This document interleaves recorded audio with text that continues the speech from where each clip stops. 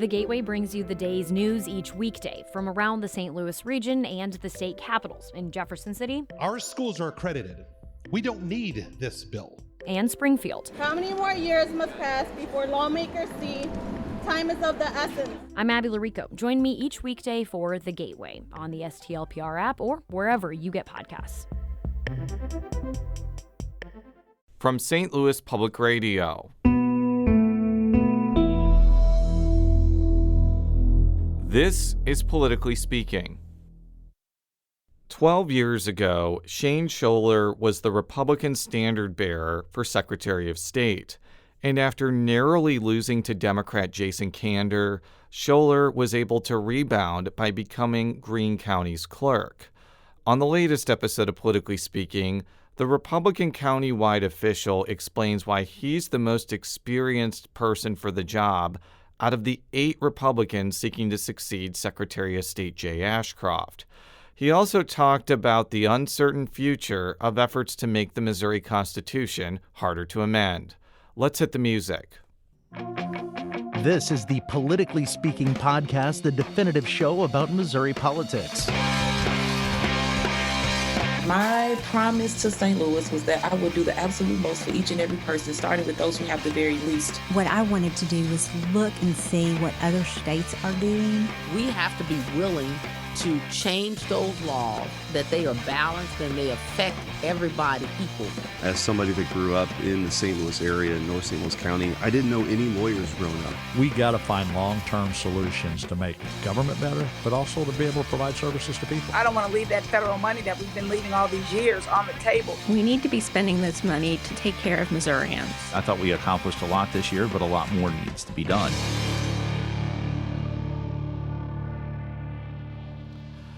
And welcome to Politically Speaking. I'm your host, St. Louis Public Radio political correspondent Jason Rosenbaum. And in studio today, we have a veteran of the 2000s era Missouri General Assembly, my favorite era of the General Assembly, by the way. And he is one of 8 Republicans seeking to become the next Secretary of State. Shane Schoeller. Welcome to Politically Speaking in person. The last time you were on the show was when the pandemic happened. You did a fabulous podcast about early absentee mail-in voting with Boone County Clerk Brianna Lennon. But now you're back in the statewide electoral arena. For our listeners who may not have been paying attention to Missouri politics in 2012 or may have not been born yet, I'm sure there are some 12-year-olds who listen to this show. There you go. Tell us a little bit about yourself and why you decided to get into this race. Well, for the better part, I grew up in the Ozarks after we moved from Kansas. Grew up there in Branson. Went to college at Southwest Baptist University in Bolivar. And my wife and I, we got married in 2001 and lived for a few years in Columbia while she was in law school. And during that period of time, I worked for then Secretary of State Matt Blunt, which is really the year before that, in 2000, and during that period of time I worked for him is where my passion for elections really began to grow because of some of the challenges we saw in the city of St. Louis on election night 2000 during that November general election. And then after we went back to the Ozarks, we settled there in Greene County. We now live in Willard. And in 2005, I guess it was actually 2006, I decided to run for the Missouri General Assembly for North Greene County, North Springfield, and was there for 3 terms and really enjoyed that period of time I was in the legislature. And I would agree, it was a great time to be in the Missouri General Assembly. I will just add, though, there are some people that say that the 2000s era legislature was this place of infinite harmony and no conflict and that everybody were statesmen. I would strongly disagree with that. There were some pretty ugly moments in both chambers. Like, I do remember that Trent Skaggs and Brian Nieves almost got into a fist fight. I'm sure that was a great moment for everybody, but I don't know. That's just my random Jason Rosenbaum has been a reporter since 2006 interjection, but continue. Yeah, well, we had the village law. That was my first session, I believe, or second session for sure. And so that was a very interesting period of time to be in the legislature, if you recall that particular. Just Google village law. I'm not going to explain. No, on the we don't. Show. We don't want to go into it. But there were challenges during that period of time. And then at the end of my term there in 2012, I was the nominee for Secretary of State, narrowly lost to Jason Kander in that election. And then a couple years later, my predecessor, who was county clerk in Greene County for 27 years, Richard Struckoff, he decided not to run again. And that's when I ran for Greene County clerk, and that's where I'm at today. So I would say that because you have run statewide before and you won a contested primary before, on paper you would be seen as like a prime candidate to win this 8-person primary. But I could also be in the shoes of a Republican voter that wasn't paying attention to politics in 2012, may not know who you are, may not be from Greene County, and you may just get lost in the shuffle of not only all the other candidates that are running for Secretary of State, but like every other office. How are you going to be able to stand out when this is such a crazy primary season? Well, what I like to tell folks is there are a lot of good folks running for Secretary of State. I do joke 8 is enough in terms of the people that are running, in terms of all 8 of us. But at the end of the day, I think what distinguishes me from everyone else is I've actually been administering elections for the past 10 years. And no different than when you think about voting for sheriff, you want someone who has law enforcement experience before they become the sheriff of your county. I strongly believe we need someone who has election experience to become the next Secretary of State. So let's talk about the office. Yes. And we can talk about the dynamics of this race all day long, but frankly, in a race with 8 candidates who have different degrees of viability, I feel like that's kind of a pointless exercise. I think it's more important to know what you would actually do. So what would you do differently from Secretary Ashcroft? Like, what are some changes that you would want to make to the office if you're elected? Well, one of the things when you think about business services, critical component to Secretary of State's office, anytime you go to start a business, you're going to go to the Secretary of State's office to get that business license. One of the things that if you begin to do some research into new businesses, one of the things that's really challenging for new business owners is financial literacy. Why don't we put some tools there as they're getting their business registered that actually empower them with financial literacy information? No mandates. I don't want the legislature anyway mandate this, but say, here are some really good tools that you can use, some good information that will help you be able to not only have the passion for your business, but the knowledge to know how to run the business. And I think that's just an easy thing that we can do through the Secretary of State's office that I think makes a lot of common sense for folks that are in business here in the state of Missouri. And so I want to be able to do that through the Business Service Division. And I think also when you think about, what happens in investment protection, of course, go ahead. Yeah, that was going to be my next question about securities. I'm asking all the candidates, like, what would you do about securities regulation? But frankly, number one, I don't know enough about securities to really know what is considered good or bad management of it. And number two, is any candidate that comes and speaks with us really going to say anything different from, I'm going to just protect your securities to the best of my ability? Like, is there any way to, like, innovate that part of the office? Or is everybody just going to say we're going to do the best we can and that's good enough? I think that's one of the areas you partner with your local libraries and you say, how can we help educate anyone who's investing in the hard-earned dollars to make sure that they know what to look out for when it comes to potential scams, and especially when you're in difficult economic times like we are right now. People's budgets are being stretched thin. A lot of times that's when someone who has a scam is going to come up to them and it's almost too good to be true. Let's empower those investors with information. And of course, the Secretary of State, we have the state library. We work with the local libraries. We don't run them. We work with them. Why not have a partnership there where you're working with them to be able to go across the state and be able to educate investors? Well, you're a good segue here because my next questions were about libraries. And you gave me no notes beforehand. So. No notes beforehand. And again, I have to make this disclaimer before I talk about this. My wife is a librarian at Washington University, but she does not work for a library that likely gets Secretary of State money. Mm-hmm. But obviously she has a lot of opinions about, Secretary of State library interactions. And because the reason it's gotten so much attention in the last couple of years is Secretary Ashcroft created a series of rules about funding for libraries. As you said, we need to dispel this misconception. The Secretary of State's office does not run local libraries. Correct. They just provide money for them. Mm-hmm. And I think, and I'm trying to paraphrase the best way I can, he basically is like, we won't give you money if you don't have a policy about how you're going to handle inappropriate books and make sure they're not put in like the children's section, which I think is different from people who, want to like ban books or remove books. But I do think it brings up some noteworthy questions about like how much should a governmental entity be telling like a local library how to manage its content, so to speak. So what would you kind of do in that space that may be the same as Secretary Ashcroft or maybe a little bit different? Well, I think, first of all, local libraries are most commonly supported by your property tax dollars. There are some private libraries, as we well know, but the ones that are supported by your local property tax dollars, they have library boards that are usually appointed by either county commissions and or city officials, mayors, and the councils, for example.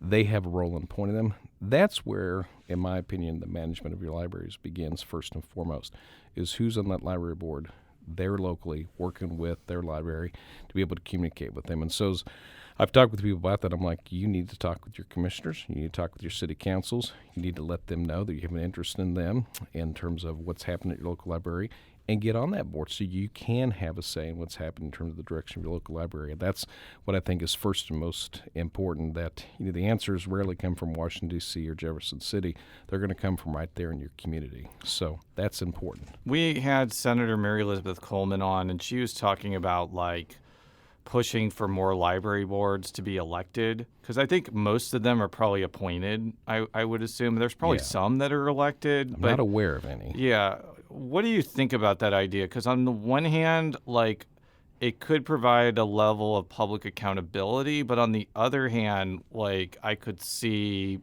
some people getting on those boards who may be very itchy to just start removing books that they don't like, and it gets into like a lot of subjective questions about what is appropriate and inappropriate, but they're going to just be making the decisions that way. Yeah. Well, as county clerk, I always like the idea of elections, as you can imagine. I do think, though, that one of the things we see, especially with some of our smaller fire protection districts, some of our smaller schools, funding an election is not insignificant for any political subdivision. And so I think we've got to ensure that they do have the funding to be able to fund elections before we even have that conversation. And I don't know if she's done that research or not, but that's the first question we've got to really examine and take a look at that. And look at where our library board's at in terms of the appointment process, because whether you're appointed or whether you're elected, you still have the people who are elected those offices make those appointments, and there's accountability in that as well. So I'm certainly willing to have that discussion, but I have not made a decision in terms of if that's the best solution to the challenges we have in terms of some of the issues that have been brought to the forefront that Secretary Ashcroft tried to address. So let's talk about elections, which is often the most high-profile topic area with Secretary of State.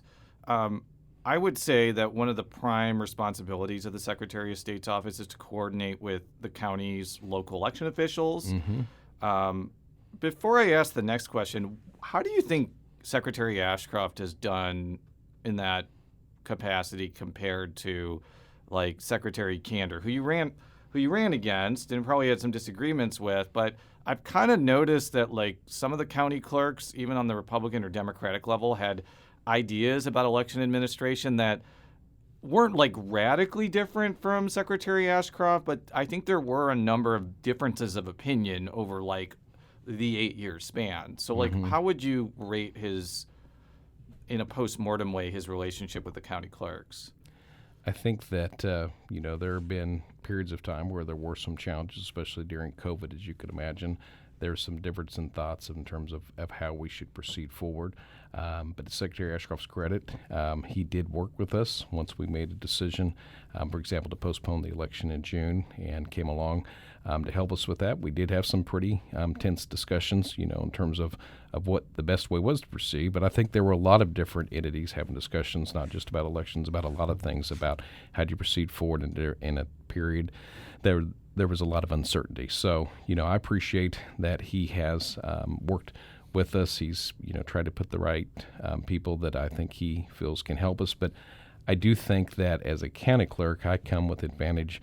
I already know how to have those discussions from day one. And that's the difference that I think really is critical, because I see the challenges, and I also look at solutions that we can implement, especially when it comes to elections, to make a difference. So let's talk about one of the election administration issues that's been brought up by a couple of your opponents, and that's hand counting ballots instead of running them through election machines. What's kind of your general thoughts on that idea? Well, what I try to remind people is we need to understand the history of hand counting. And one of the reasons we went to machines years ago was because hand counting was fraudulent. It had errors during that period of time. Matter of fact, I've got an article that I like to mention to folks from the St. Louis Globe Democrat back in 1955. And in it says, in a special report on voting machines, the Board of Election Commissioners said flagrant frauds such as stuffing ballot boxes, changing voted ballots as they are tabulated, marking tally sheets for the wrong candidate, and deliberately calling voted ballots incorrectly are stopped by the use of voting machines. So I try to encourage people, let's remember our history before we go back and repeat it. Yeah, and I'm going to be very candid here. I think that the whole hand counting ballot thing emanates from people like Mike Lindell, who have basically put forth some crazy theories about, like, election machines being tampered with or hacked or whatever. I've always thought, though, that, like, vote counting machines aren't connected to the internet usually, so I'm having a hard time figuring out, like, how something like that could actually occur unless, like, there's an unscrupulous county clerk that has decided to plug a modem into a machine. So can you address that? Do you think that's where this hand counting thing is coming from? Well, certainly. There's concerns that the machine's being compromised, being hacked. But what I try to tell people is no election authority puts blind faith in the machine itself. That's why we do the pre-testing. We want to make sure the coding on the ballot is correct. We do the post-testing. And then we do no less than 5% of the precincts that were voted on that day. We randomly draw those, and then we have, for example, in a federal election, we'll count a statewide candidate, either for president or any of the statewide candidates for governor on down the ticket, and then those are randomly drawn. And then we do one for the legislative, either Missouri General Assembly or congressional. We also do one for the county. We do one for the judiciary, so anything from the local circuit to the appellate to the Supreme Court. And then finally we do an issue. So all of those are hand counted, and they're compared to the machine and the tabulation of that day. And I tell people I'm in my 10th year as county clerk and done multiple hand counts to verify the machine count. We've had ties. We've had one vote outcomes, and I've yet to have the hand count overturned to machine count. If that's going to happen, Jason, normally it's going to be because the voter, for example, filled in both ovals, but then pointed an arrow and said that they wanted to vote for this particular individual, or they circled the names versus filling in the oval. The machine's not programmed to be able to read that. That's where in a very close election you might have a change, assuming the program is correct. But occasionally you do have incorrect program. It happened over in Kansas a couple of years ago, but they caught it in the post-testing audit, and that's what's critical is you don't put blind faith in them. You always have to do the testing afterward and the auditing. So just to make sure I understand you would not say that all election authorities in the state would have to hand count all their ballots, but you would maybe want it as an option in an extremely close election that's maybe like 1 or 2 votes, and then you could like look for those types of, I don't want to say oddities because I feel like that happens all the time, but like circling somebody instead of filling in the oval, stuff like that. After every election, the Dakota State regulations require you to do a hand count of no less than 5% of the voting precincts that day. So that always happens. Now, for example, in 2020, to your point, we had a very close election for a state legislative seat, the 135th. Out of almost 18,000 ballots cast, 76 votes separated the top 2 candidates. What I did is I called the candidates, I called the party chairs, I invited them to be there part of the process until we confirmed that we knew we had to do a recount before we certified. And then we invited the media. We did an open public space. We had Republicans and Democrats sitting together, and every ballot that was cast in the machines was hand counted, and everyone got to see that. It was open and transparent, and that way when we certified the outcome, no one had any questions. And so certainly in close elections, it makes sense to go back through and do something where the eye can see the ballot visibly, so when you certify it, people don't have questions. We'll be right back after this quick break with Secretary of State hopeful Shane Schoeller. And we're back on Politically Speaking with Greene County Clerk Shane Schoeller. He is one of 8 Republicans seeking to succeed Secretary of State Jay Ashcroft, who is running for governor. So let's talk about absentee ballots. So one of the biggest permanent changes that I would argue happened under Ashcroft's Secretary of State tenure was the implementation of an early voting period where you can go in person to a designated place and cast your ballot for any reason. What do you think of this system, and would you have it changed at all? No, something I've always supported is that people have the opportunity to be able to come in and vote prior to the election, show their photo ID, and be able to cast that ballot without having to give a reason. I think that 2-week period is very helpful when you're a local election authority. I'm going to give you an example, Jason. For example, my first election in 2016, we had on that day almost 8,000 address changes in 80 polling locations. Well, one of the things that's helpful when you are able to vote prior to the election is we know those people that come in are likely going to be part of those people that have address changes that need to take place. The more of those things we can filter out from the day of the election, likely we have less longer lines that discourage people from voting. And if there is a challenge that needs to be addressed, we've got more time to address that challenge versus trying to keep up with every polling location and all the issues they're calling in about as the address changes occur.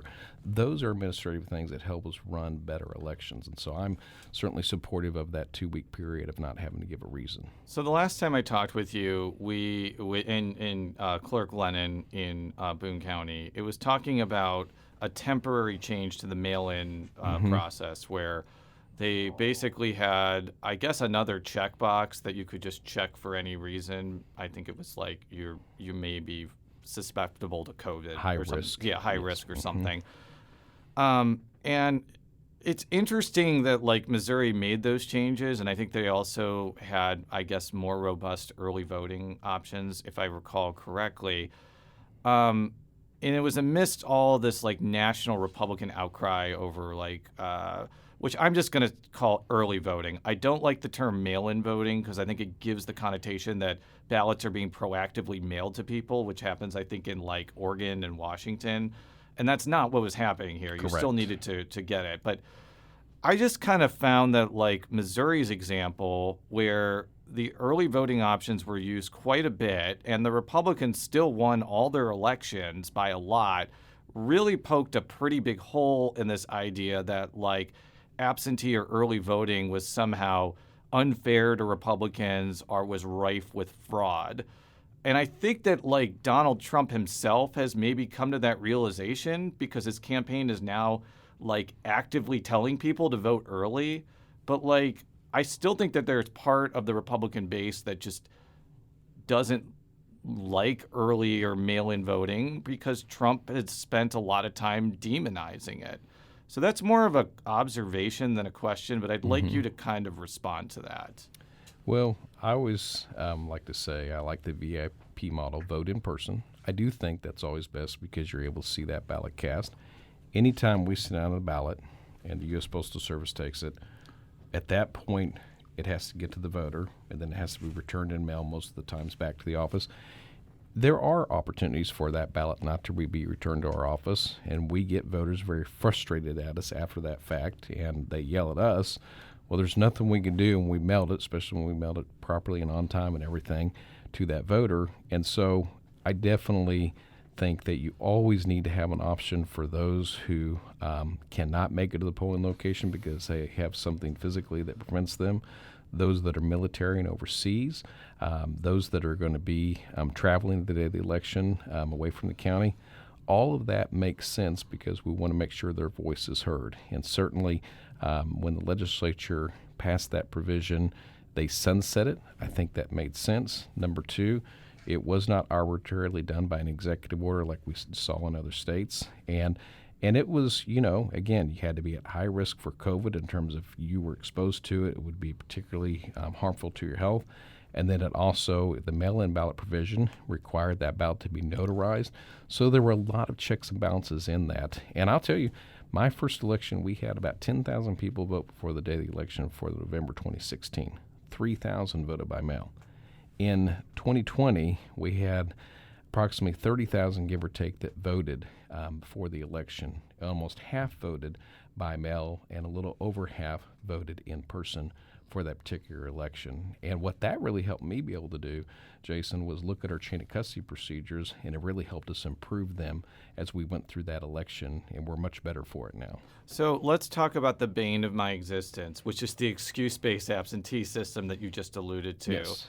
I don't usually get all ragey and opinion-y on this show, but after talking with a lot of county clerks and election officials over especially the COVID and post-COVID era, I've really come to the conclusion that the excuse-based system, which, as you mentioned, you have to check off a box that you won't be in town that day, you're ill, you're going to be working the election that day. That is one of the areas where I think people can find out if you're lying or not, but that's probably the only one. The other ones, though, everybody has told me there's no way to actually enforce that people are actually telling the truth. Like, there's no investigators that county clerks have. And there shouldn't be. Is it time to just get rid of that system? Because it seems like a joke. Well, I know I'm coming on strong here, but it kind of does come off as a joke to me. And this is one area where I think, I'm a conservative Republican. I don't particularly like the government knowing what I'm doing. And so I've never been in favor of the excuse-based system because, frankly, if we're going to allow people to vote prior to the election, one, we may want to make sure if they're doing in person to do with photo ID, if they're away, that they go ahead and get that ballot notarized so we can confirm who they are. But at the end of the day, if we're going to allow it, we should not be prying into people's lives as to the why. And I think that's critically important. Now, certainly, you don't have to get a notary if you're sick or affirmed, and so I think you have to have that provision for people that are voting to make sure that they can at least check that box. That's why they were not able to be able to have it notarized. That's what we have in law now. I think we need to be careful to keep that in place because that's pretty difficult to get a notary to come to your home personally to be able to do that. But other than that provision, I think we have to think about as Republicans, do we believe in less government? And this is one of those areas where I probably differ a little bit. I'm not out to remove the excuse-based system. That is not on my agenda, but certainly personally, I feel like that government should not have to know any more about my business than they have to. It's the legislature's responsibility. Yes. Anyways, would you want to make Election Day a state holiday? That is widely debated because not everyone gets a holiday to be able to do that. I think we need to have a lot of discussions with businesses across the state. That sounds a lot better in theory than it may necessarily in practice. And so we certainly do want more people voting. But if you look at the major elections, are you just going to do it for November? What about April? You've got a lot of elections. So how do you handle that? Because April elections are no less important than federal November general elections. I know they can be some of the most important elections yes. because they hit closest to home. Let's talk about a ballot initiative that's going to be on in November, ranked choice voting. And also a ban on non-citizens voting. What do you want to ban ranked choice voting? Like, first of all, I've never been a proponent of ranked choice voting. One of the reasons I'm not a fan of it is that oftentimes if you're a principled conservative or principled liberal, there's certain individuals you're not going to vote for because they're just contrast to the views that you have. If you go down the ticket of ranked choice voting and you get to two candidates that are just opposite of what you believe, you're likely not going to vote for either candidate. So therefore your voice is not heard. That's why I'm not a fan of that particular model. I want to make sure that the voice is heard all the way through. And in some of those elections, less voters are making the final choice than the original amount of voters that voted in the first round of ranked choice voting. So let's talk about the non-citizen ban. I think that a lot of reporters have pointed out it's already illegal to vote if you're a non-citizen, I guess, in state and federal elections. I guess the question is whether that would apply to local elections, and I guess that maybe this language is just being extra super duper sure. First of all, is that your understanding too, before I get to my next question? Yes, because other states, local municipalities have allowed people to vote in their local elections, and so the purpose of this is to ensure that regardless if it's local, state, or federal, you are a U.S. citizen before you vote. Okay, I keep posing this question to Republican candidates, and I know that no one is going to agree with me on this. But, okay, I understand that, like, we shouldn't have undocumented immigrants vote in elections. Like, that they're already breaking the law by being here, and I don't have any quarrel with that. Where I kind of have some intellectual disagreement is talking about, like, green card holders or legal immigrants getting to vote for, like, city council or mayor or something like that. Like, these people came to the country legally, they pay taxes. It may take them 10 plus years to get citizenship, but they're still going to be living in a community that has governmental officials that are going to affect their lives that they may want to say on. So what is so objectionable about having that subset of immigrants vote in local elections? I think for me, it always goes back to the men and women who have fought to protect this country and the sacrifice they've made, and many have had family members who've not come home, that the bare minimum that I think honors that is that we as citizens have the right to vote. And when you begin to whittle away at that, I think it begins to devalue your citizenship as an individual.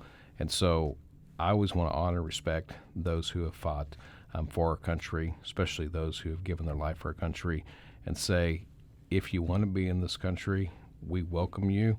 We want you to be a citizen before you become a voter. And I think that's where I've always landed on that issue. So let's in the final part of the show, let's talk about the probably the most high-profile issue of the last legislative session, and that is making the Missouri Constitution more difficult to amend. So voters are not voting on that. Mm-hmm. There was a proposal to require constitutional amendments to not only get a majority but pass in 5 out of 8 congressional districts. What do you think about philosophically the idea of the Constitution being harder than just to amend than just a simple majority? And did you like that particular idea that almost made it to voters? I'm never a big fan of big constitutions. I think they should be small. I think it should be to the point, and that the statute should be where you make the changes in terms of your laws. We, of course, have a fairly decent-sized constitution as compared to the U.S. Constitution. I think at the end of the day, though, this issue settled a long time ago. You're not going to tell the voters, in my opinion, they're probably not going to vote for this. For example, as you know, legislators used to vote for the U.S. Senator, and that changed years ago. And now the people vote for who represents them in the U.S. Senate in terms of that was one of the amendments to the Constitution. Voters are not going to have something taken away from them, in my strong opinion. And so I appreciate the idea because I do want a limited and small Constitution, but I don't see practically the voters doing that, especially when I watched what happened in Ohio and Arkansas. Arkansas, which is not bordering Springfield, but it's pretty close to Springfield, is not exactly a blue utopia. It is arguably more Republican than both Missouri and Ohio, and they also rejected an effort to make the Constitution harder to amend. And I think that, like, the calculus of the legislature this cycle was like the only way that this could have any chance of passing is you have to put other things on it, like the non-citizen voting ban and stuff like that. And look, I understand that other groups have used quote-unquote ballot candy before. We can bring up the Clean Missouri example. We could bring up the 2008 loss limit measure that was marketed as getting rid of the loss limits, but also capped the amount of casinos that there could be. I kind of think that was actually ballot candy too, but I'm not even sure that would have passed either, based off of precedent. Is that basically what you're saying? Yeah, I mean, I think at the end of the day, voters are smart, especially when it comes to issues like that. And again, I could be wrong. I'm always going to be for a limited Constitution, but I realize, for example, I'm not a guy that voted to legalize marijuana. A lot of people disagreed with me this last election, and I don't see how an issue like that, in terms of your right to be able to have an impact on your Constitution and or your statutes, people are going to take away from themselves. There's another factor I think that's going to affect the future of this issue, and that is the abortion legalization measure. Mm-hmm. I think that there is an assumption that if that passes, first of all, we got to make clear, Secretary Ashcroft has not said it's going to be on the ballot yet, but I mean, it got They turned in a lot of signatures. I think it's likely, but we won't know for sure until August. But I think the idea is if that does end up passing, the enthusiasm to make the Constitution harder to amend is going to go way down until the legislature puts something else on the ballot that repeals it or something like that. Because, like, you don't want to be put in, if you're somebody who is opposed to abortion rights, you don't want to be put in a position where it's suddenly very hard to amend the Constitution and suddenly this amendment that legalizes abortion is impossible to take out. So what's kind of your thought about that? And I'm glad you said that because I've thought about that many times in terms of my conservative friends, just on the stem cell constitutional amendment issue years ago back in 2006. I was not a favor of that. I was not a proponent of that, but it passed. Suddenly you make it harder to be able to go in and make any changes to that. How do you justify that in terms of an issue like that? And I think the abortion one is no different than that for people that, look at life as an issue that I know I do. I'm pro-life. I believe in the sacredness of life. And so when you suddenly make it harder to be able to amend something when something like that passes, I think you would regret that later on if you see an opportunity for that measure like that be able to pass with a simple 50% plus one. So I think that's why you've got to really think through these issues before you end up doing something that later on you look back and regret. Well, Mr. Clerk, I guess that's what I'm going to call you. Thank you so much for coming to talk with us today. For all of our coverage of the Secretary of State's race and every other election in Missouri, make sure to go to stlpr.org. Politically Speaking is a product of St. Louis Public Radio, which is a part of the University of Missouri St. Louis. And how could people learn more about your campaign, either through a website or social media? For social media, they can go to @ShaneSchoeller on Facebook and Twitter, X. And then they can also go to ShaneForSOS.com for the website. Thank you very much. Until next time, so long.